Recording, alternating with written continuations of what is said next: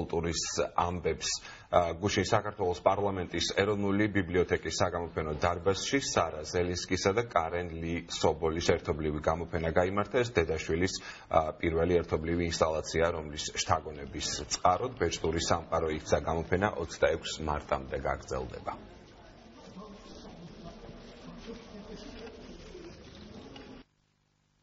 დღესაც წარმოდგენილია ჩვენი ემოციები, გრძნობები, რომლებიც მე ჩემს შვილთან ერთად გადმოვიტანე ფურცლებზე.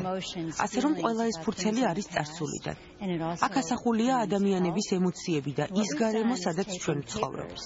მინდა დღეს ყველა დამთვალიერებელმა ის სიამოვნოს და განიცადოს თითოეული გრძნობა, რაც ჩვენ ამ ყველაფრის შექმნის დროს გვეუფლებოდა. მე ვარ ხელოვანი და დედაჩემთან ერთად დღევანდელი გამოფენით ვეცდები პატივი მივაგვამ ბიბლიოთეკის მდიდარ წარსულს. დღეს აქ მოსული ხალხი ნახავს თითოეულ ექსპონატთან უშუალო ურთიერთობას. ჩვენ ორივემ ერთად შევაგროვეთ აქ წარმოდგენილი მთელი ჩვენი ცხოვრების ამსახველი დოკუმენტები. ამ ნამუშევრებით ჩვენ მაქსიმალურად შევეცადეთ გამოგვეყოლია სხვადასხვა ადამიანების ერთმანეთთან ურთიერთობები.